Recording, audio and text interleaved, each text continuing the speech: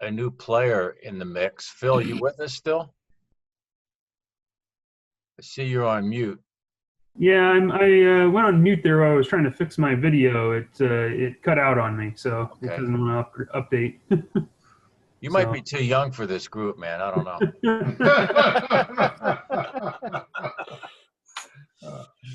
Well, I'm modeling early, Rail. So. Hey, Tom, can I yank your chain a second? Could do what? Can I yank your chain a second? Well, I was going to let Phil introduce himself, but yeah, at some point, sure. Okay, lean to your left a little. Lean to your, okay. Now, I never noticed it in person, but you've got a, one of those windows has got a wood member broken. Okay. That's the yank? That's the yank. Okay. Okay. Okay. So, Phil, not to put you on the spot at all, but since all of us know each other fairly well after have been on a number of these Zoom meets, if you would just give us an idea of, where you live, how you connected with us, and what is your particular interest in this genre of modeling or history? Okay. Well, I live in Detroit, Michigan, or southeast Michigan area, and I met Dan Paxty through the Early Rail Modeling IO group, and we've been conversing for several months through email, through our interest in the Santa Fe Railway. My modeling interest is mostly 1880s to 1890s, but I heard that this is a good group for just general techniques and products and things like that. So I thought I'd join in and see what it's about. Oh, great. Well, welcome. There was the main event tonight is Joel and presenting what he has around consist and end scale. How many? Show of hands. How many end scalers do we have here? 1, 2, 3, 4, 5. Wow. Okay. All right. So I was going to say, if it was less than 5, we probably were going to pass on this tonight because it's not enough interest. But so you made the cut, Joel. Yeah, well, eventually. Have a forum. But what always fascinates me and appeals to my curiosity is, just some of the things that we don't really get to know about each other. Where, not yet, Joel. Hold on a second. I don't want to share it yet. Okay. I'll back. I'll back. Okay. In the spirit of just connecting and having more three-dimensional insight into each other, the question popped to me was, when I was doing one of my little habits, I thought, wow, this is an idiosyncrasy I didn't even realize. So I thought it would be fun to just take a minute with each of you, and not every. I mean, if you don't have any, you don't have any. Of course, I would say you're in denial or you're unconscious, so that's okay too. But what do you see as an idiosyncrasy for you, whether you're doing your research, whether you're doing your modeling? But let's keep it within there. I don't want anything about anybody's wife or kids or any of that stuff. It's like that's a little bit outside the box here. Hey, Tom, yes, sir. You want any pictures of your wife? Oh. That's your idiosyncrasy. I already know about that, so that's okay. That reminds me of a Don Rickles joke. But anyways, moving on. Right. So, Chip, since you got it, what is there anything in particular with you that you see as an idiosyncrasy with modeling or research? Yeah. With modeling, I actually prefer to do research. Unfortunately, I get wrapped around all sorts of different areas of interest, and then I like to try to do deep dives into a specific area, and then I start doing academic research because I belong to a number of different academic websites that have current research. For an example, sawmills are a big thing here in Pensacola, and it's actually what pulled Pensacola out of the post-Civil War era during Reconstruction was sawmills. Right. And so there's still a lot of archaeological work that goes on with that. And University of West Florida has a fantastic archaeology program here, both on land and underwater archaeology. Of course, our history goes back to, well, Pensacola is known as the first settlement. So anyways, I just loved doing academic research. Got it. And that helps me to put a bigger context on my modeling. You know, you can get down into the nuts and bolts, but Yeah. for me, if there isn't a reason why we're doing this in terms of trade or military or politics, then you know, then I like that more so than just counting rivets on, you know, boxcars. Got it. So, and you know, you mentioned something about putting your tools away and can't remember where you put things. You mentioned in your email. Well, I've got all my toolbox labeled because I can't remember what drawer I put stuff in, and I hate opening drawers. So that's a little idiosyncrasy. You'll see all of my toolboxes of, you know, have got little labels on them because you know, I got so much stuff going on up here that I can't remember where I put stuff. I'm clear. I get it. That's good. Thank you, Chip. Yep, Thank you got it. Mr. Ball, how about you? Anything for you? Oh no, I'm completely anti-syncretic. Oh, I don't know. I like research too. Yeah. It in my mind anyway. If I'm modeling something specific, I'd like to know everything I can about it historically, and maybe nobody else gives a care, but I know why it was painted purple, and there's a wing on the east side of the building or whatever. Right. And so that's where I am. Yeah. Thank you. Paul Dobbs. Well, I don't have a lot of the usual traditional modeling skills, and I can't draw worth a darn. So what really gets me interested is the mental challenge of doing a 3D model using a tool called OpenSCAD, which means you basically program your object rather than drawing it. Oh. And that's what kind of turns me on is the mental challenge. Got it. Thank you, Paul. Yeah. How about you, Paul? Oh, the other Paul, huh? Yep. Well, I guess one of my idiosyncrasies is I just like to build stuff, you know, so there's always stuff all over my workbench, a couple of kids going at the same time, you know, just because I work on one for a little bit and then I get, oh, I'll work on this for a little bit, you know, but they all eventually do get done. Yep. I feel the same. Yep. How about you, Rhett? Any idiosyncrasy? Only one that I don't want them all.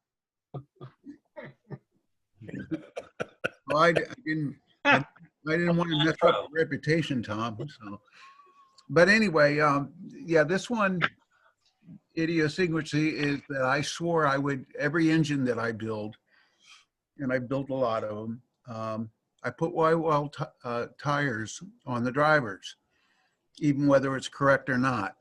And now that I've been dealing a lot with Jerry, I've started to break that habit much to my demise. That's great. That's great. Congratulations, Jerry. That's a tough nut to crack there, man. Yeah. I still wrestle with it. And you too, Tom. You know, you're the same way with the light.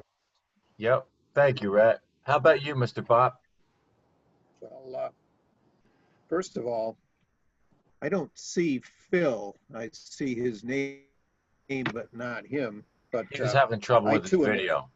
Okay. Well, I too am in Southeast Michigan, and I am here because I'm interested in 19th century railroading, but I primarily model the late 19th century. as far as idiosyncrasies go, I actually don't like doing research very much. I want someone to do it all and hand it to me so I can build, because that's what I like to do. Yay! Give me a And, call, John. Yay! I like to build models versus a layout. I've been in the hobby since I was in high school, and I've never had anything like what you'd call a finished layout. And I have lots and lots of projects going at any given time, and it takes me years sometimes to finish a project. I'm slow working to begin with, and I get halfway through something and something else catches my eye and I get revved up on that, and then the first one. Right. Eventually most of them get finished, but sometimes it takes a long time. That's good. Thank you, John. But otherwise, I'm totally normal. Right. Whatever that means. Thank Whatever you. that means. Charlie Taylor, how about you? What's an idiosyncrasy of yours, sir? Other than being on a Zoom call with the rest of you nerds. No, it's fun to hear these things. I tell you, early on, like say a steam injector, you know, how does that work? You know, it's like pulling yourself up by your bootstraps or something. But just to kind of research or understand some of the basic things in railroad are actually pretty fascinating. I think it'd be fun to know more about the surveying and the civil engineering behind railroads, because that's just incredible to think what those guys did. Right. I don't have my drawers labeled. In fact, you talking about your underwear? Right. I actually think I work best in pandemonium. But only if you can get up there every day or something like that for a little bit. But I actually work best when everything is out. And but unlike your Tom there. Right. Thank you. You've seen our pandemonium now. Oh, it's great. Yeah. Yeah. It's very stimulating. Hey, Jerry, how about you? Put your cursor on the block, hold it down, and you can drag it to the center of your screen. Mr. Dykstra, idiosyncrasy for you? Yeah, I'm also in Michigan. I'm on the west side though. I guess I'm a locomotive nut, and I get into digitally modeling the locomotives. But then once I've done the digital model, I kind of like to see if I can build the thing as well. And mostly what I've been doing is HO, but the last month and a half, I've kind of dove into or resurrected an N-scale project to do the W&A General. And currently I'm working through the gearbox aspect of that. I picked up some little Chinese gear motors and took them apart and stole some parts out of them and said, I can build a gearbox around these. And then I discovered that the software I have has a gear generating function. And so I did some little tiny worm gears and had my son print them up and on a Stratasys printer. Right. So now I'm looking at putting the gearbox together around those, and it could be a unit, a gearbox unit Right. that's got little 1 millimeter shafts in it and so on. And so it'd be the 2 axles and the and the gears, and then run it with a motor in the tender. Tinker. So it's coming along, but I've also kind of come to the conclusion that maybe the proper N-scale tool is a 2.5 pound hammer. You can't see the Great stuff. intro to the night's presentation. That's great. Thank you, Jerry. Mr. Dan, how about you? Idiosyncrasy for you? I do research too, but my problem is I can't stay focused. So for I don't know how many years I was researching British railways, and then I don't know how many years I was researching Japanese railways. Wow. And then I came back to the Atlantic and Pacific. That's how I got to know Phil. I do one side of the Atlantic Pacific in New Mexico in the 1880s. Phil does the other side in California in the 1880s. So we help each other back and forth, and he's given me a lot of good tips and that sort of thing. And now recently I've been trying to pull stuff out on the Hejaz Railway just to make things interesting and spice it up a little bit. So I don't know how much material is out there on that, but we'll see. Got it. Thank you, Dan. David. Well, idiosyncrasy I have is I can't stop messing with figures. When we're talking about figures, I mean the people, the dogs, the cows, the horses, those little things. I'll set up a scene on my railroad, and I'll come back a week or so later and say, oh, you know, it would look a little better if I put this man over here and turned that wagon around the corner here. And after a couple of months of doing that, lo and behold, they sometimes wind out right where they started. You know? But I keep messing with them no matter what. I'm always going to move them around. Right, right. That's fun. That's great. Thanks. Mr. Flowers. Probably because I like a couple of you said, you've got all kinds of projects going on. I spend an awful lot of my time straightening up. It's sort of just get organized because get disorganized. I have so many projects going on at one time, and it's like between I've got a full-blown wood shop upstairs, and then I have that whole shop reproduced in miniature. I have a miniature shop downstairs. All my writing projects with what I do, with work.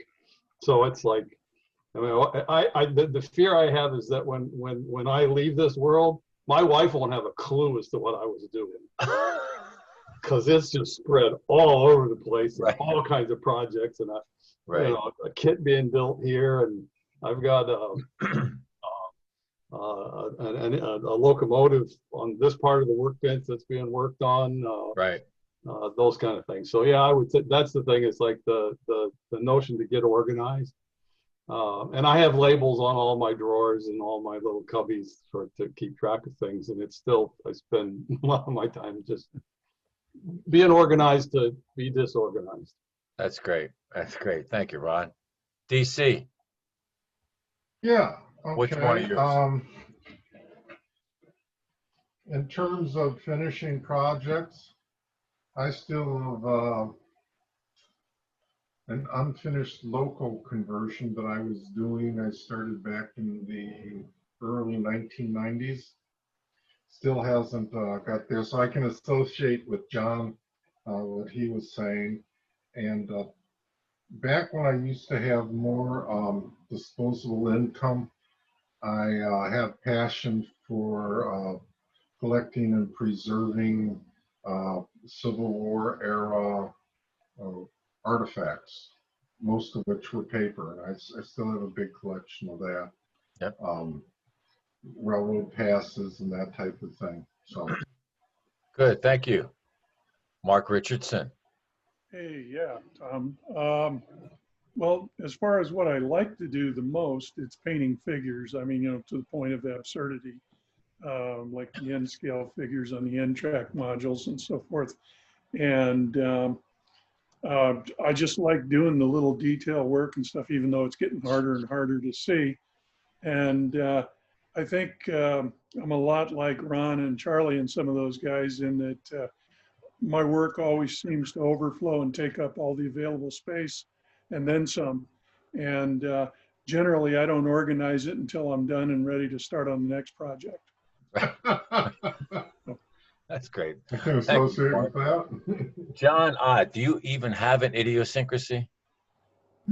Oh man, it's hard to think of something that I do that isn't idiosyncratic. But for weirdness, I think the big thing is that I've dived really deep down into the rabbit hole of researching early locomotives, and I at this point in time, I'm doing that to the neglect of my modeling almost. Yeah. So yeah, well, just have to see. My idiosyncrasy. Yeah, I can't even talk. My weirdnesses change from year to year, so we'll have to see what happens in the future. Keep them guessing. Nice research on that bull, by the way. That's one of the locomotives I was going to do. That was great. That was perfect. Thank you for that. I think we all benefit from your research, John. We do. Yes, we do. Most of you might remember David Eberhardt from an earlier call. Dave and I go back to like high school days. I've worked on his layout. He's been over here. So welcome back, Dave. And Thank you. When you were modeling, did you have any idiosyncrasies? Other than Tom. Organized chaos was probably the biggest idiosyncrasy. And getting the last 5 to 10% of projects finished. You know, you go great guns through 90% of it, but then that last 10% was always a problem, but for some reason. Got it. Basement, so I can't really. That's good. Thank you, David. Yes. Phil, did you want to share like an idiosyncrasy of yours? And I'll turn it over to Joel and he'll tell us his and go right into his presentation. You know, I've been thinking about it the whole time you guys were talking, and you know, I just haven't really thought of one that I'm really comfortable sharing right. You know, it's just kind of I can't You're think of too it. young to even have one, so don't even go there. Tom, what about you? Mine was on the post. I posted it. It's the tool thing. It's like I gotta make sure I put them all away. Right at almost every night they got to go back, because the next day I'll look for something and it's not there, and I get so pissed off because I'm wasting so much time. It's like, enough of this. It's really because I'm Virgo as it is, and Virgo has a tendency to want to be organized. This is like to the 10th degree when I'm working on the railroad, so I get a little bit ADD with that stuff. Anyway, thank you, gentlemen. A little bit more, you know, these are all recorded, so as we go further along, the questions are going to get deeper and darker, so you just got to let me know when you don't want to record it. So with that, Mr. Salmons, your idiosyncrasy and take it my idiosyncrasy is I probably like Civil War photographs, particularly TIFF files. Way I have spent probably 6 months this year lost in taking the photographs and expanding them and seeing all the little stuff that's going on in the little things you find. You know, like the tunnel in Alexandria with the senator going through it. Well, you open that picture up, and on top of the arch in the tunnel is a kid sitting back in the dark on the top of the stonework, and you kind of go, well, that's a detail, you know. So that's probably it. Let me see if I can get this presentation to come up now. Okay. So, okay, it says we're going to start. And let's see here. All right. Okay. Are we seeing the charts come up? And we'll. Beautiful. Okay. There we go. Well, the first thing right here is one of those wonderful photographs. And this is the Washington and Old Dominion terminal of the C&O. That was its last incarnation before it became a subdivision, and the building was torn down and replaced with townhouses that look just about like it. So, you know, visually, there's not that much different. But when you look at this photograph, you see the wall in Alexandria that was put up by HALP. And then you see a line of cars in the quartermaster yard. And that line of flat cars are loaded with the standard military wooden pontoon boat. It's two types of pontoons that were used in the Civil War. The date on this photograph, according to the archives, it is November 1862. So these cars are en route to Fredericksburg. So my assumptions are, from looking at the logistics reports, this is the old Harper's Ferry pontoon train getting ready to go down to the Battle of Fredericksburg. And it's sitting in the yard before it's translated. Now, if you look at these cars, you will notice that there's car after car, and the boats are in the car, and the chests and the tie bars are all on top. There's cordage in these cars. So that is an entire train that is getting ready to be transshipped down to the battlefield area. Now then the question is, since help had already gotten at least a couple of barges, did they transship these down by barge to the battlefield? So that really is just sort of the kickoff here. Now in N-scale, it's pretty good.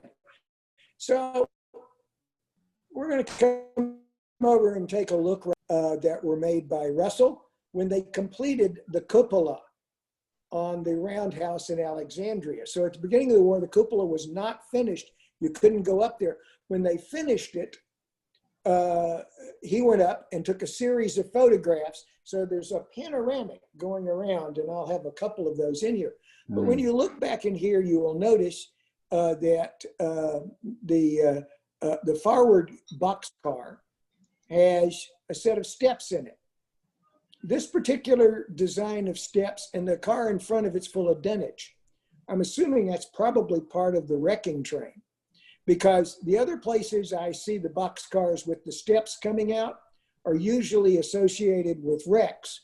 And those are the cars where they're carrying probably the tools and the tackle and those types of things. Wow. All right, now you go behind it, and I'll let you go get the photograph to do this, easy to find. Alexandria, Library of Congress, Alexandria, 1860, 1870, and this will come up in the general collection, or Russell, Andrew Russell. The front passenger car is the passenger car that when you bring it up, it has hospital car written on it. All right, and the rest are just regular O&A passenger car. Okay. Cool. Now, what type of available equipment is available in N-scale?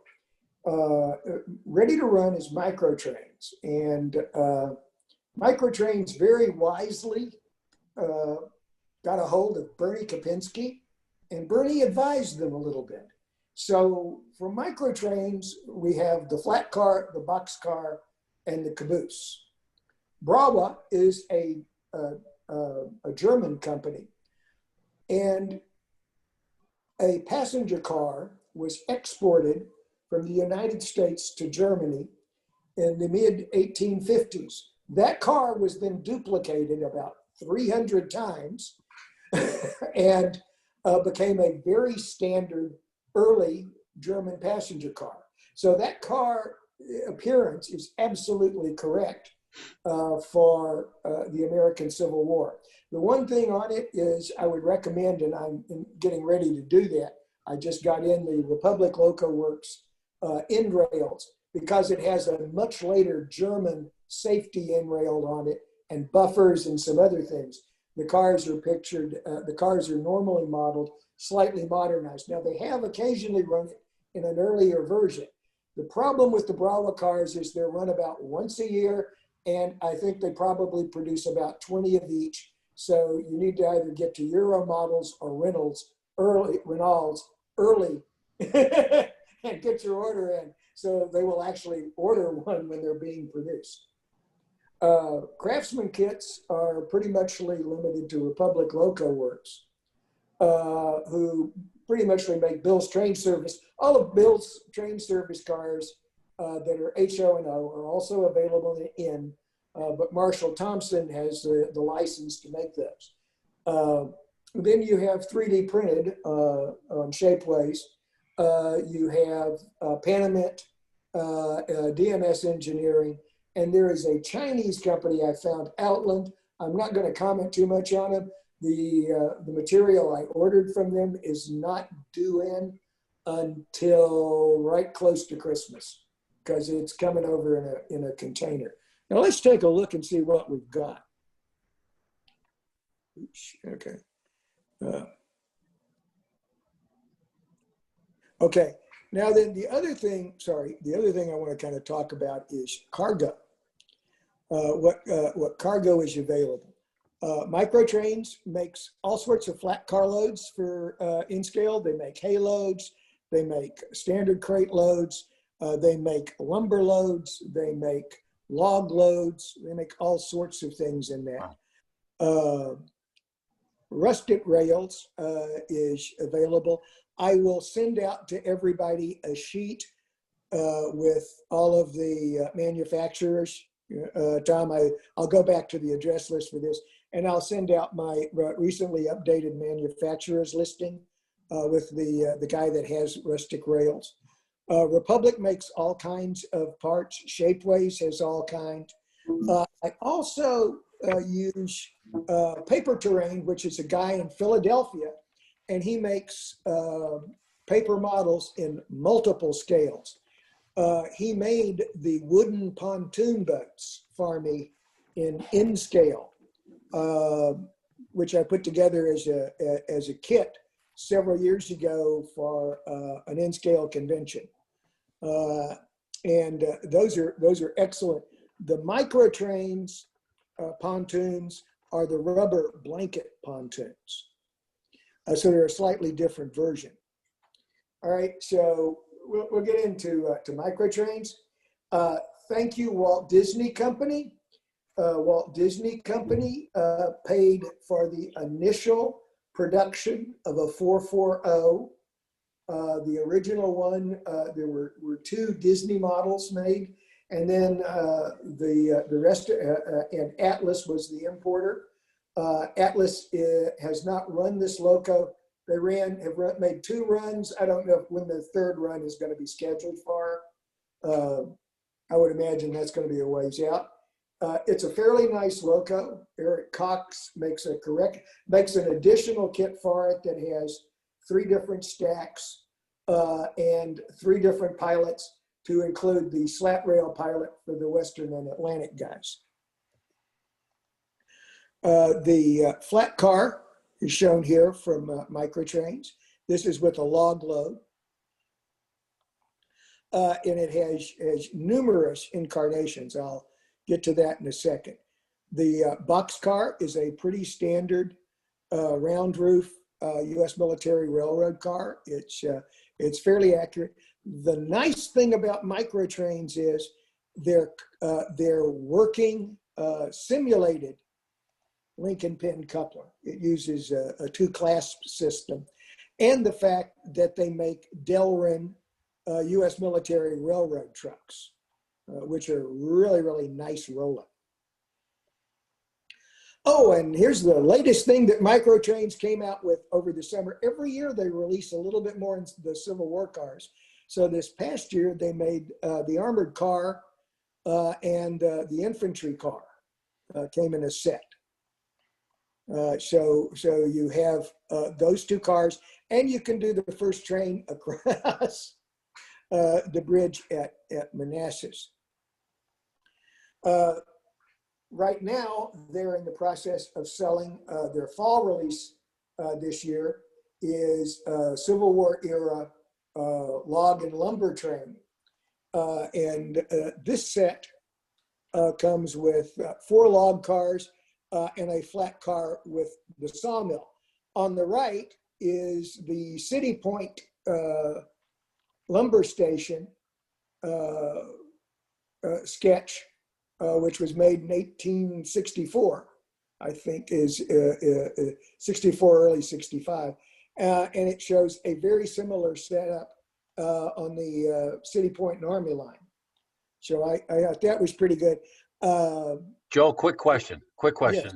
which we'll do later, but I just had that's a stack of lumber right there next to the locomotive on the left? Yes. Okay, I'll ask about that later. I don't want to interrupt your presentation. That is slabbed lumber, and what you're seeing on the right is actually a steam sawmill. Okay. The track is the only thing that's the U.S. military railroad. This is the Brawa cars. Wow. And there's 3 cars. There's 2 different window combinations and a baggage car. that are available from Bravo and ready to run. And this car is very, very similar to the U.S. military railroad coach as far as the windows go. It is a little bit closer to a B&O coach because it has vents over the window, right? And the U.S. military railroad cars, almost all of them just have a board covering that with the U.S. military railroad painted on the side and a U.S. eagle grasping the flag painted on the center of the lower portion of the car. It's very easy to re-Americanize these. Just remove the buffers on the end. These cars, I think 2 of them reflected the 1900 rebuilding, so there was a water tank underneath and some other things. So I removed those items and then replaced the end rails with one of the brass end rail kits to have a more US prototype car. These are 3D prints. Eric's pod hoppers. I'm not going to belabor those because I know a lot of you guys have bought the HO version of this. The red car below is his 1856 B&O car, completely correct for the Civil War. To the right is an 1856 Pensy car that was modernized with a clear story or a cell story, depending on which version of that you like to say. It's also really good because on this one, it becomes really good because if you want to duplicate the train at Hanover, this car fits right into that scene. The painting where they always go, is Lincoln in it or isn't he? Why did they, that particular one. I didn't pull a copy of that, but that was good. The lower left-hand car is an early Winans, and that is a hinged door opening car. And to the right are B&O hoppers. At the, I think I have some close-ups here. Yeah, there we go. This is a close-up of the 1856. One end has the brass handrails, the other has the printed on it. Below that are his B&O box cars. He makes 2 versions of this, one without the roof walk and one with the roof walk that was added later in its career. I think the U.S. military railroad managed to acquire a batch of these box cars. I see them painted with U.S. military railroad markings in Alexandria somewhat later. By the way, if you've never tried it, the boxcar is stained, not painted. I just directly stained the 3D print material, and it came out fantastic weathering, I think. And then the trucks below it are actually Eric Cox's 3D printed trucks. The difference between Microtrains and Eric's, Microtrains does the trucks sans brake, and Eric's all have the brake bar on the end, which is really nice. If I'm using Eric's trucks, I use metal 33 wheel sets. Microtrains makes them, and Fox Valley makes them, depending on which one they are. The metal wheel sets really are nice, particularly in a very, very light printed car, because you're trying to add weight. Box cars are easy, you just put lead inside them. Flat cars are also pretty easy as long as you have a load on them, because you just weight the load. Oh, here's a close-up of the box car. Wow. All right. Looks good.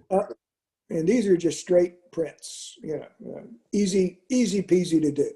On the top right shows the amount of detail that's provided in Eric's B&O car. You have the potty, you have wow, the heater, and all the seats. Amazing. And he also has working link and pins couplers. I have done working link and pin couplers on my flat cars that have the pontoons, but that's a unit train. The link is in fact actually, the pins are actually bent over so they don't ever come apart. You know, when you put that train on the track, you just put every car on, you just put your ramp and hold, and all the cars go on at once. So you really want and this one I reemphasize the 33-inch all metal wheel sets.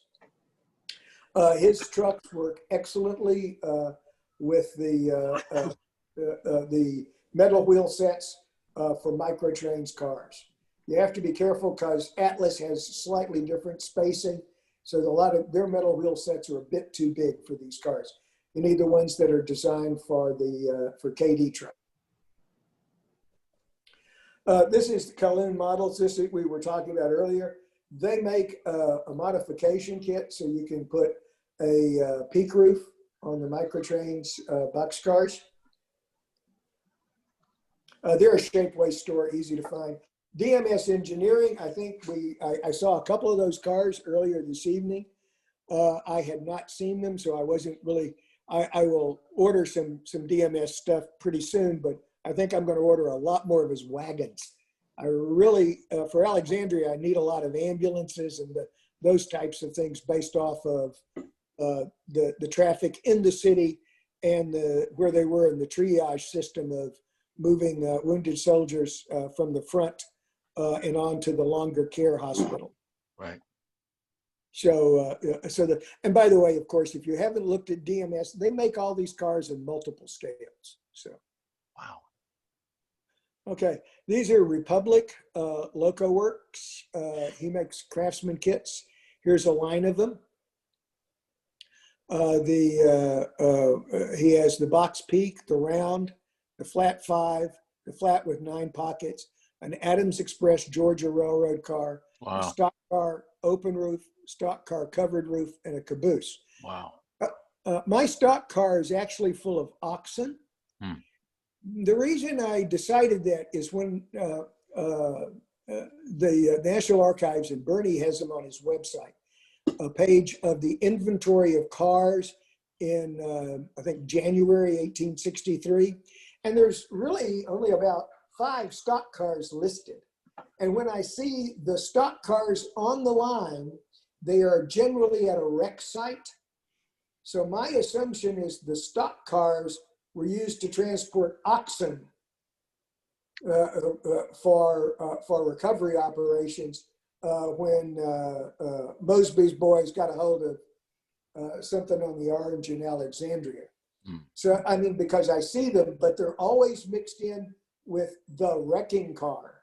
And I did not kind of go into the wrecking car. That's going to be a presentation in a few weeks after I draw it up and build it. The car is the Orange in Alexandria's baggage car. Now, then, the reason I have a reasonably good suspicion is because Bernie has 2 inventories on his website. The first one is the one I just mentioned, which is close, and it has passenger cars and a baggage car. The next one has passenger cars, and where the baggage car was has changed into wrecking car. And when I went looking through some of that photo detail, I found a baggage car that had large U.S. Military Railroad wrecking car on it and about 5 photographs. So I'm pretty certain that they took the old Orange and Alexandria baggage car and they used that as the wrecking train's office car. And I'll kind of go into that later, but that's a train I'm getting ready to build. So sorry, I kind of avoided it. Now, below you will see a couple of the Republic Loco Works flat cars. These are the five stakes, but on these I have pontoons. These are the rubber pontoons on this model. Okay. All right, so that kind of brings us to the end. And oh, by the way, if you look at this picture, coming up from the left, you have a box car with a roof walk. The next one is one of those B&O cars without the roof walk. And then roof walk, roof walk, roof walk, roof walk. Skip to the back row, no roof walk, roof walk, roof walk. So all these little detail differences when you mine it. And our old townhouse in Alexandria was on that ridge line at the back right. Okay, that's Mark Hill coming up. So we actually and these tracks are still in use. I mean, this particular turn and that right of way is still in use, not those tracks. I think that road bed's probably about 4 or 5 feet under the current road bed. Right. From Joel? Yes. You said DMS Engineering, they also produce products in HO still? Yes. And do you have their contact information? They're in Shapeways. They're in Shapeways. They're in Shapeways. They're on Shapeways, okay. Yeah, they're a Shapeways store. Oh boy. And so the price is commensurately higher for HO. Right. But they have things like printed stock cars. And how is the printed stock car? I saw that earlier tonight. I thought, okay. Thank you. Yeah. Oh, wow. Oh, and of course, to the right is a caboose, sorry. And it's interesting too, when I look at cars that are bad ordered, a lot of times they are box cars, and on the sides they've had boards knocked out. Something tells me they were carrying troops at some point, and they got a little stuffy. Hey, Joel, are you saying that that box car on the far right is a conductor's car? I mean, a caboose? I think it is. I think it is. By the way, when I say caboose, I have to be careful. I have found that particular car identified as, well, like you go to, there's a wreck site at Manassas Junction. There are, I think, 7 or 8 of that style car.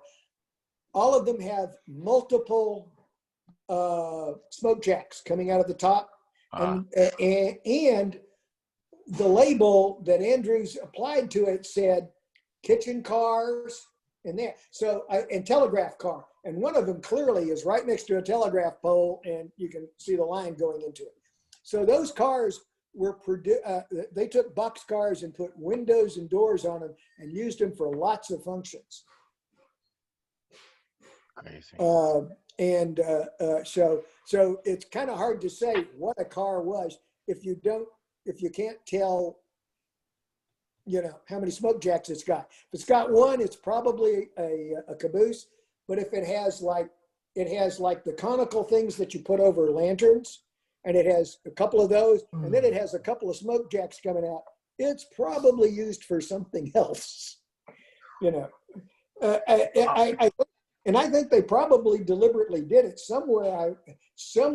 One of these days when I'm in the archives, I will find an inventory and it will answer that question. Yeah. Hey, Joel, another question on the consist with the pontoon boats. It looked like in that original photograph, there was only a couple of flat cars. I would think, they would need loads of pontoons. So if you go back, that line of flat cars. Okay, I'll go back to that. Boing. If you look to the right, there's 1, 2, 3, 4, 5, 6, 7, 8, 9, 10, 11.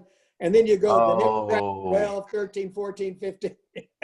you know what? I almost thought that, after the first two, it looked like there were wheels. I thought they might have been caissons, but they're not. No. They're all pontoons. That's all pontoons. My God. Okay. Wow. Well, you've got to remember, Burnside called for every available pontoon. Right. So pontoon trains were organized during the Civil War and were generally assigned to an engineer unit. Right. And there are several engineer units, and each one of them had their trains. The regular Army also had a couple of pontoon trains that had been located at what we would call depots now. One had been at Harper's Ferry. I imagine it had been evacuated out of Harper's Ferry and had been moved closer to the prototype at this stage of the war, but the proto-army. It's not the Army of the Potomac yet. We're before that period. Got it. But so there's that organization. And as I've gone through that photo mining, I suddenly realized that there were usually several shots, and then in some of the other ones, they identified which engineer unit had set up the bridge. But if you look there at the Battle of Fredericksburg, we put, I think, 5 bridges across the river. It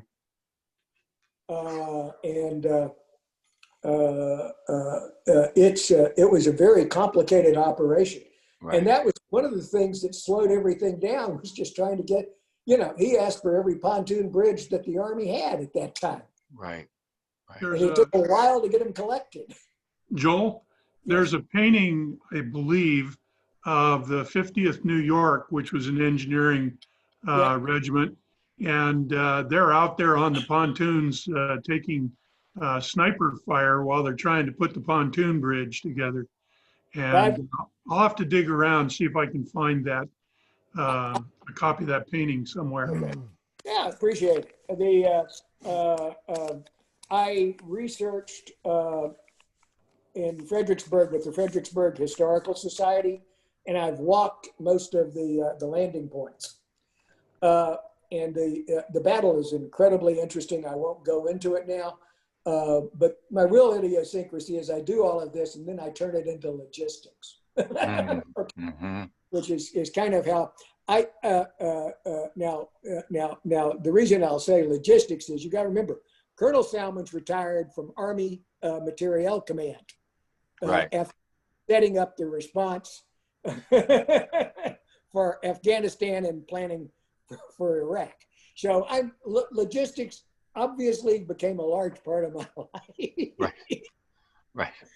Yeah, so that was kind of it. And there are also a couple of good papers available. I will get copies of them from Fort Lee. The Quartermaster School has a paper on the rail compositions and those things, which was put together. I have it buried someplace. It's, of course, open copyright. It's a U.S. government printing. If you don't have it, I'll try to get that out to everybody. And you said that photo, that first one with the pontoon boats, that's in the LOC under Alexandria? Yes, it's in, okay. You can search it. Yes, you can find it under Alexandria. Library of Congress, Alexandria, 1860, 1870.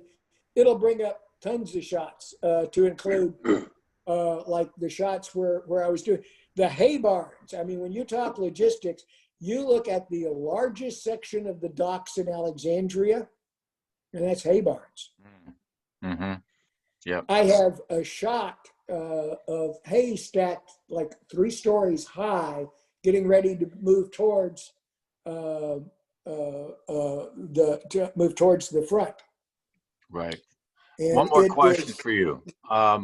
Would they have transported those pontoon wagons as well, or no?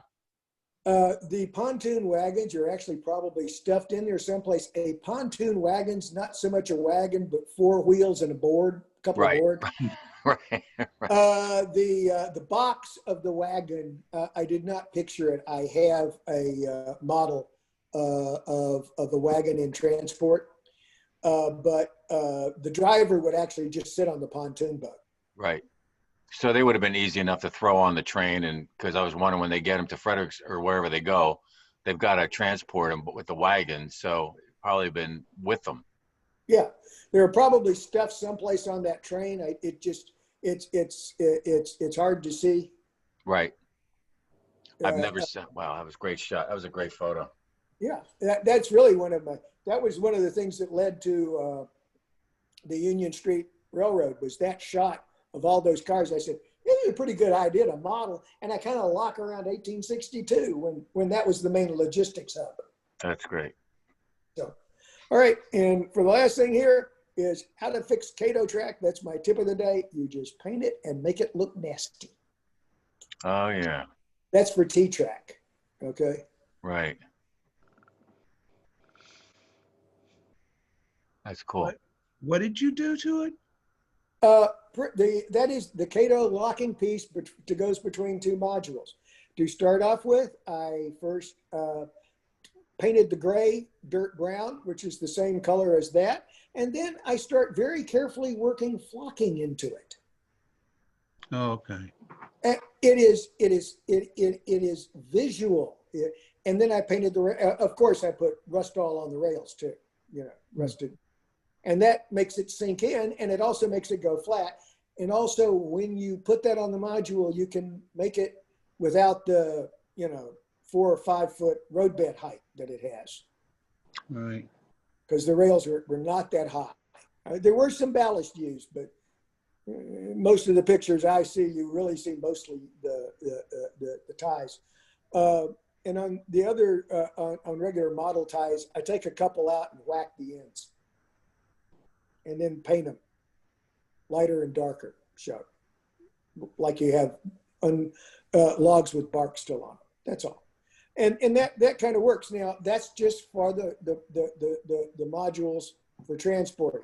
Now obviously on a fixed layout you can knock yourself out with fast tracks and code 40, you know, and stub switches and all that.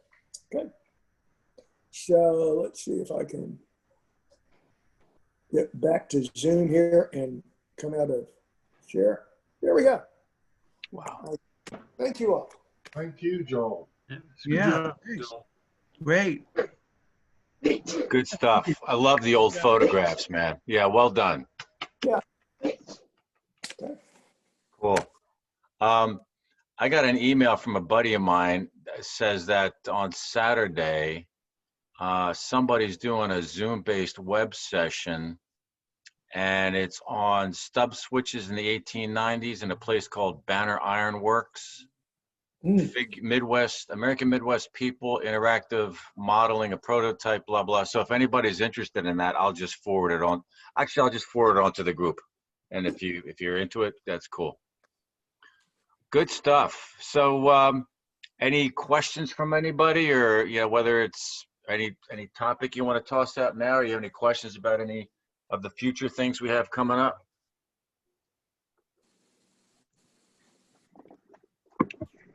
Well, I have a question on what was the name of that company, the last company that was doing both N scale and HO scale of all the Civil War cars? DMS. I'm sorry? It's DMS. They're on Shapeways. They're a Shapeways. DMS. All right. Okay. No, D as in David, I think. Yeah. Oh, DMS. All right. Yeah. Right. Delta Mike's here. Thank you very much. When you go into Shapeways and you go to trains, type Eero 1. What? When you go into the Shapeways website, store website, and it comes up and it says, do you want to do jewelry, yada, yada, miniatures? You hit miniatures, and then that brings up, and it brings up a screen with like trains, vehicles, airplanes, figures. You hit trains, and when trains comes up, then you can select, if you go on the left-hand side, on the outline, go down on the far left-hand side, it has Era 1. You hit that, and that will bring up everything from the 1800s to the turn of the century. Cool. Now, because a lot of times things are not really clear, and also things that are in other people's work, other countries around that time work. That was how I found the Newman miniatures, and when I get a chance to catch my breath and build another loco, I'm working on an NN3 right now. Are you crazy? Well, no, it's in scale. It just but it uses runs on Z-scale track. Yeah, right. That's all. Got it. But the kit's from Germany, so right. Got a Fallhaber coreless motor in it, and Yep. drive. I got to tell you, in your presentation, I was really impressed and surprised and feeling a little bit lacking in the fact that N-Scale is putting out so many N-Scale different cars and options. It's like, whoa, you're kind of ahead of the curve when I look at it from an HO scale, I think. Well, there is a big difference, and we've had this conversation, and I agree with you, Tom, when you say there's different model railroad. In scale, you do not model a hyper detailed contest quality individual model. You model terrain. Right. Right. And therefore it's more an operator's thing. And if you, so you're looking for 10 to 15 cars, and you're looking for the appearance of a realistic train. So you'll take your time and you'll make sure, you know, your numbers are a little different, the ones that are big enough to see. The other thing you have to remember in N-scale is a lot of detail you can see in HO, you couldn't see in N. Sure. It's Sure. 200 feet away. Right. Right. Right. Yeah. Makes for a great empire. God. So, anything else? Anybody? Okay. So we could close this out. And good to see you all again. Stay safe, stay well, and we will see you in 2 weeks. Go run some trains or do some research. Okay. Oh, that's the last thing. Somebody said here, I meant to make this comment earlier because somebody says, I don't like research. I think that's one of the beautiful aspects of our group is that everybody's got some niche. So if there's something that you're short on, you're going to find somebody in this group that's got some line of sight to something that could help you. There you go. Yeah. Be well, folks. All right. Thanks again, Tom, for setting it up. Yes. Adios. Thanks. Go, guys.